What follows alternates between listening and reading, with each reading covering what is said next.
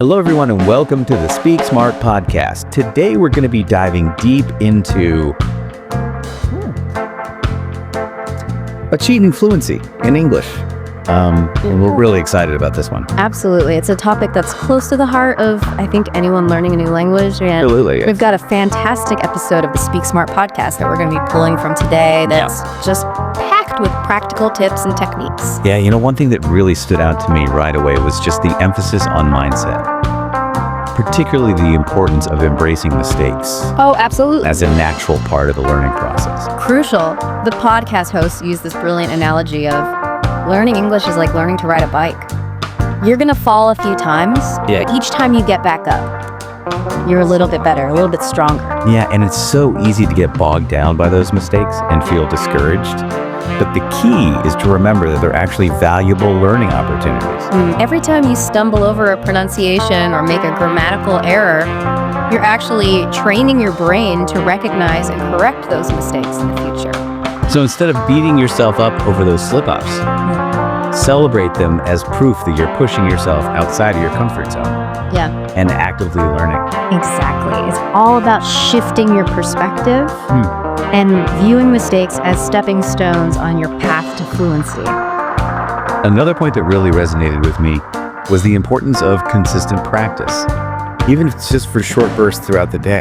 They had some fantastic suggestions for weaving practice into your daily routine, like talking to yourself in English, describing your surroundings, even narrating your actions as you go about your day. It's like creating a personal English immersion experience, even if you're not living in an English-speaking country. And it doesn't require any special equipment or materials, just a willingness to step outside of your comfort zone and use the language you're learning. They'd also talked about the power of listening, which is something that often gets overlooked. Listening is such a fundamental part of language acquisition.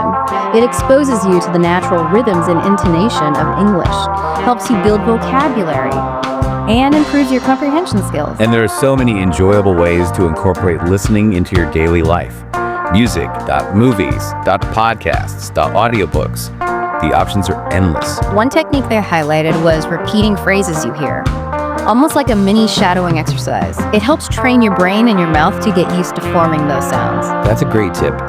I'm always amazed by how much I absorb just by passively listening to things in English. It's like your brain is working behind the scenes, soaking up those patterns and nuances even when you're not consciously aware of it. Speaking of soaking things up, they also emphasize the importance of building a strong vocabulary, but with a twist. They suggested focusing on words that are relevant to your interests, making the learning process more engaging. That makes so much sense. If you're passionate about cooking, for example, start by learning culinary terms. If you're a sports enthusiast, focus on sports vocabulary. It's about making those connections, finding those areas where language intersects with your passions, and using that as a springboard for learning. And they stress the importance of review, consistently revisiting those words and phrases to solidify them in your memory. Repetition is key. It's like building a mental muscle. The more you use those words, the stronger that connection becomes. They also talked about the crucial role that confidence plays in fluency. Even if you have a solid grasp of grammar and vocabulary, feeling shy or nervous can hold you back. It's like having all the ingredients for a delicious meal, but being too afraid to actually cook it. What good are those ingredients if they just sit there unused? The same goes for language. You have to be willing to put yourself out there, experiment, and take risks. They suggested starting small, not worrying about crafting perfect sentences right away, just getting comfortable with basic greetings, simple responses, and gradually building from there. That's a great approach. It's like learning to walk before you run. You wouldn't expect to jump into a marathon without first building up your strength and stamina. They also mentioned practicing in front of a mirror, which might sound silly at first, but it can actually be incredibly helpful. It allows you to get used to seeing yourself speak English, which can help boost your confidence and make you feel more comfortable when you're speaking with others. It's like giving a presentation to your most supportive audience, yourself. You can experiment, make mistakes, and fine-tune your delivery without any fear of judgment. And they talked about the power of role-playing, which is such a fun and effective way to practice those everyday scenarios. Imagine you're at a restaurant, ordering food, asking for directions, or even having a job interview. Role-playing lets you rehearse those situations in a safe and controlled environment. It's like a dress rehearsal for real-life conversations. You can try out different phrases, experiment with different responses, and get comfortable with those common interactions. And if you have a language partner, you can take turns playing different roles, which adds another layer of fun and challenge to the experience. Absolutely. It's a fantastic way to make language learning more interactive and engaging. Now, we've talked a lot about vocabulary, grammar, and confidence. But what about sounding natural? It's not just about knowing the words. It's about how you deliver them. That's where intonation and rhythm come into play. Intonation is the rise and fall of your voice, the way you emphasize certain words and phrases, and it can completely change the meaning of what you're saying. Think about it. When you ask a question, your voice naturally goes up at the end. Like, do you like coffee? Exactly. But when you make a statement, your voice might go down. I like coffee. It's a subtle difference, but it makes a big impact on how you're perceived. And rhythm is about the flow of your speech, the way you group words together to create those natural chunks that native speakers use. Think of phrases like, how are you? Or what's your name? Or they have a specific rhythm to them, and practicing that rhythm will make your English sound smoother and more natural. One technique they recommended for improving intonation and rhythm was listening and repeating, mimicking the patterns of native speakers. It's like learning a song by ear. You listen to it over and over again, paying attention to the melody and the beat, and eventually you're able to sing it yourself. And don't be afraid to exaggerate those intonations at first. It helps train your ear and your mouth to get used to those sounds and patterns. Exactly. It's like stretching a muscle. The more you push yourself, the flexible you become. They also talked about the importance of learning common phrases and expressions. Those little chunks of language that native speakers use all the time, which don't always follow strict grammatical rules, that sound perfectly natural in conversation. Like saying, I'm going to go to the store, instead of, I'm going to the store. Right. It's a subtle change, but it makes a big difference in how natural your English sounds. Those phrases are like the spices that add flavor to your language. They make your speech more interesting and authentic. So we've talked about mindset, practice, listening, vocabulary, that confidence, and sounding natural. What other key areas did Sophia and James cover in their episode? They delved into some really practical techniques and exercises that you can use to build your fluency. Are you ready to explore those? Absolutely. Let's dive into those practical tools and see what gems we can uncover. All right, so let's jump into those practical techniques that Sophia and James recommend for boosting fluency. One that stood out was shadowing. Ah, yes. Yeah. Shadowing. I've heard about this technique. Isn't it about trying to speak simultaneously with someone else? Yeah. Like mimicking their shadow? Precisely. You're essentially mirroring their pronunciation, intonation, rhythm, and even their speed. Think of it as a synchronized swimming routine for your speech. It sounds intense. What kind of material can you use for shadowing? You can use any audio or video that you enjoy. Podcasts, YouTube videos, movies, news clips, audiobooks. The possibilities are endless. That's fantastic. It sounds like a great way to make practice enjoyable, but I imagine it can be quite challenging to keep up, especially at first. Did they offer any tips for that? They did. They suggested starting with shorter clips, maybe a minute or two at a time. You can also listen to the clip a few times before trying to shadow it, just to get a feel for the rhythm and flow. That makes sense. It's like warming up your muscles before a workout. Exactly. And remember, many video and audio players have a speed control feature, so you can slow things down if needed. That's a great tip. I know I definitely need to use that slowdown feature at first. What was the next technique they highlighted? Paraphrasing. This is where you take something you've heard or read, and then you express it again in your own words. So it's not just about repeating verbatim, but about truly understanding the meaning and finding a new way to say it. Precisely. It's like taking a concept and putting your own personal spin on it. It's a fantastic way to practice thinking in English and expanding your vocabulary. For example, if you hear the sentence, the weather today is really nice, you might paraphrase it by saying, it's a beautiful day outside. That's a perfect example. It seems like paraphrasing would also encourage you to get more creative with your language. Absolutely. It pushes you to play around with different words and sentence structures, which is essential for developing fluency. It's like taking the training wheels off your bike and learning to ride freely. What other techniques did they suggest? The power of storytelling. Oh, I love a good story. Who doesn't? It's not just enjoyable, it's incredibly beneficial for language learning. When you tell a story, You practice speaking in full sentences, Hmm. connecting your ideas, and using a variety of vocabulary and grammar structures. And it could be about anything. Right. Personal experiences, Yeah. things you've read, even making up your own fictional tales. Exactly. They even encourage listeners to use expressions, gestures, and emotions to bring their stories to life, which not only helps with fluency, but also makes you a more engaging and dynamic speaker. I love that they're emphasizing those nonverbal elements of communication. Yeah, It's not just about the words themselves, but how you deliver them. absolutely. Communication is a symphony of words, tone, and body language. Speaking of symphonies, Hmm. what other instruments did they suggest for our fluency toolkit? Well, Yeah. we already touched upon role-playing, but they went into a bit more detail about its benefits. It's such a practical way to prepare for everyday situations, like ordering food, asking for directions, or even navigating a job interview. They compared it to a dress rehearsal for real life. By role-playing, you're essentially practicing those common scenarios, phrases, and responses, which helps you think on your feet and react confidently in real time. So you're not just passively learning vocabulary and grammar, but actively applying them in simulated conversations. Precisely. It's like taking your language skills out for a test drive and seeing how they perform in different situations. What other techniques sparked your interest? I'm curious about their thoughts on reading aloud. They're big proponents of it. It might seem simple, but it's incredibly effective for practicing pronunciation, intonation, and rhythm. They recommend starting with simple texts, like children's books or short articles, and gradually increasing the difficulty. Did they offer any tips for maximizing the benefits of reading aloud? They stress the importance of reading with expression, conveying meaning with your voice. If the sentence is a question, let your voice rise at the end. If it's a statement, let it fall. If it's something exciting, inject that emotion into your voice. That makes so much sense. It's like bringing the words to life and infusing them with your own personality. Exactly. It helps you internalize the sounds and rhythms of English, which are crucial for fluency. Now, this one might be a bit daunting, but what do they say about recording yourself speaking? It can feel awkward at first, Mm. but it's an incredibly valuable tool for self-assessment.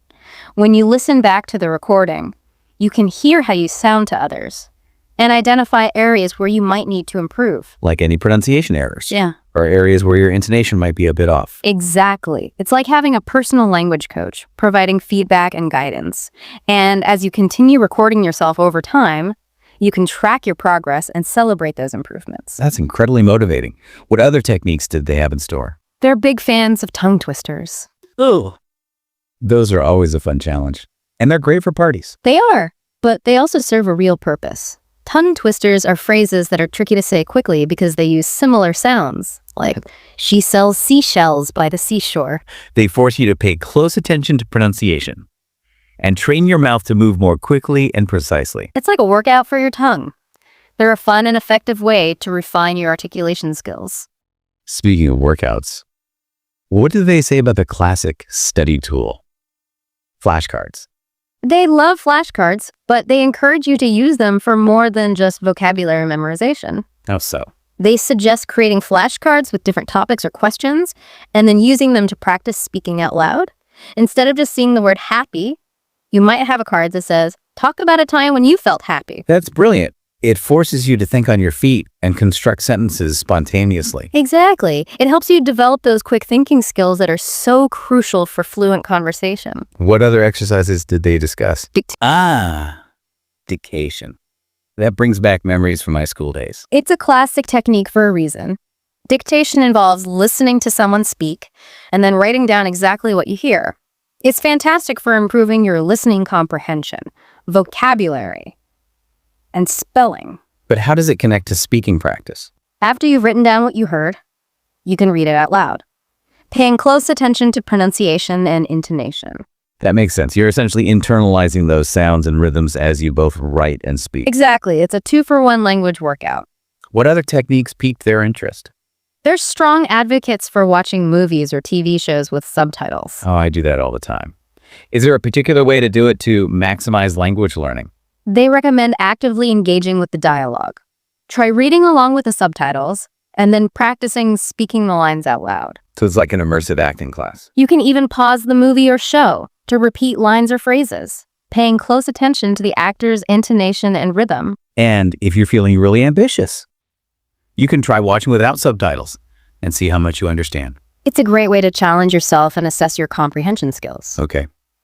We've covered shadowing, paraphrasing, storytelling, role-playing, reading aloud, recording yourself, tongue twisters, flashcards, dictation, and watching movies with subtitles. What else did they cover? They also highlighted the benefits of writing in English every day. While that might seem more focused on writing skills, I'm sure it has positive ripple effects on speaking as well. Absolutely. The more you write, the more comfortable you become with expressing your thoughts in English, which naturally translates to more fluent speaking. It's like building a strong foundation for your language skills. They suggested keeping a daily journal, writing about your day, your thoughts, anything that comes to mind. And then you can even read those journal entries out loud to practice speaking the sentences. That's a great way to combine writing and speaking practice. What are fun suggestions did they offer? Learning songs in English. Oh, music. That's a fantastic idea. It's such an enjoyable way to practice pronunciation, rhythm, and intonation. Plus, music often has repetitive lyrics and catchy melodies, which makes it easier to remember words and phrases. I could see how that would be incredibly helpful. It's like embedding those language patterns in your brain through melody and rhythm. They did recommend starting with songs that have clear lyrics and a moderate tempo. As you get more comfortable, you can challenge yourself with faster songs or those with more complex lyrics. So there's always room to grow and push yourself further. What a fantastic approach. And finally, they encourage listeners to find creative ways to incorporate English into their hobbies. That's about weaving English into the fabric of your life, making it a natural part of your everyday activities. If you love cooking, try following recipes in English. If you're a gamer, play games in English. If you enjoy photography, read photography blogs in English. The key is to find those intersections between your passions and the language you're learning. This has been a truly inspiring exploration of practical techniques for enhancing fluency. I feel like we've been handed a treasure chest filled with tools and strategies. Absolutely. And the beauty is that you can pick and choose the techniques that resonate most with you. Personalize your approach and create a fluency-boosting routine that fits seamlessly into your life. This has been such an enlightening journey. Are you ready to dive into some strategies for staying motivated and making those fluency dreams a reality? Absolutely. Let's explore those keys to unlocking your full language potential. So we've explored a wealth of techniques and exercises for boosting fluency. But how do we transform those individual actions into a sustainable journey? That's where motivation and consistency come into play. Sophia and James offered some brilliant insights on how to turn language learning into a fulfilling habit rather than a fleeting endeavor. They talked about the importance of setting clear and achievable goals. It's like charting your course, knowing where you want to go and how you plan to get there. Exactly. And they stressed the importance of making those goals specific and measurable. Instead of just saying, I want to be fluent, aim for something more concrete like, I want to be able to have a 10-minute conversation in English without switching back to my native language. That's a fantastic example. Having those tangible targets makes the journey feel less daunting and more achievable. They also recommended breaking down those larger goals into smaller, more manageable steps. It's like climbing a mountain. You don't just teleport to the summit. You take it one step at a time, celebrating those small victories along the way. Those small wins are so crucial for staying motivated. They remind us that we're making progress, that we're capable of achieving those bigger goals. And they reinforce the idea that language learning isn't a race. It's a marathon. It's about consistency and perseverance, not speed. They also revisited the idea of immersion, creating that English-speaking environment for yourself, even if you're not living in an English-speaking country. It's about surrounding yourself with the language as much as possible, weaving it into the tapestry of your daily life. Simple things like changing the language settings on your phone, computer, and social media can make a surprisingly big difference. And of course, there's the classic advice of immersing yourself in English media. Music, movies, TV shows, books, podcasts, all those wonderful resources that can transport you to an English-speaking world. But they went a step further, urging listeners to actively engage with that media, not just passively consume it. So instead of just listening to a song, try singing along. Instead of just reading a book, try summarizing the chapter in your own words. It's about transforming those passive activities into opportunities for active practice, for internalizing those language patterns and making them your own. They also highlighted the importance of consistency, making language learning a regular part of your routine, even if it's just for a short period each day. They recommended setting aside a specific time each day for English practice, even if it's just 15 or 20 minutes. The key is to make it a habit, something you do automatically, like brushing your teeth or having your morning coffee. And to keep things fresh and engaging, they suggested mixing up your practice routine. One day you might focus on listening, another day on speaking, another day on writing. That way you're exercising all those different language muscles and preventing boredom from setting in. Speaking of boredom, they offered some great advice for those moments when you feel stuck or discouraged, which inevitably happen to all of us. They suggested going back and revisiting material you've already learned. Sometimes seeing how far you've come can give you that extra boost of motivation and remind you that you're capable of making progress. Of course. They reiterated the importance of embracing mistakes, seeing them as valuable learning opportunities rather than setbacks. It's about shifting your perspective and viewing those mistakes as stepping stones on your path to fluency. They also stressed the importance of finding support along the way, connecting with other learners, and creating a sense of community. They highly recommended finding a language partner or joining a language learning community, either online or in person. Having that support network can make a world of difference. It's like having a team of cheerleaders cheering you on as you navigate those language hurdles. And if you can't find a partner or a group in person, there are countless online communities dedicated to language learning. You can find forums, group chats, online language exchange programs. The possibilities are endless. They also encouraged listeners to seek out opportunities for real-life practice, actually using English in authentic situations. That's where all of that hard work pays off. They recommended looking for chances to speak English whenever possible, whether it's traveling to an English-speaking country, ordering food at a restaurant, or simply chatting with English-speaking friends or colleagues. And even if you're not in an English-speaking environment, you can create those opportunities for yourself. Talk to yourself in English. Read out loud. Even have imaginary conversations. The key is to use the language actively and creatively. And finally, they wrapped up their episode with a beautiful reminder. Fluency is a journey, not a destination. It's not about achieving some arbitrary level of perfection, but about embracing the process of learning, growing, and expanding your horizons.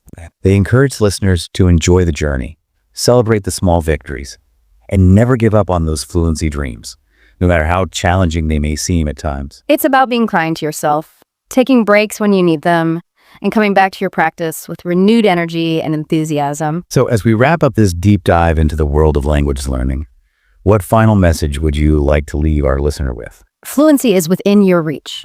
It takes effort, dedication, and a willingness to step outside of your comfort zone. But with the right strategies, consistent practice, and a belief in yourself, you can make those fluency dreams a reality. Don't be afraid to experiment, find what works best for you, and most importantly, enjoy the incredible journey of learning a new language. What an inspiring message. Thank you so much for joining us for this deep dive into achieving fluency. We hope you found it helpful and encouraging. Until next time, keep practicing, stay motivated, and believe in yourself.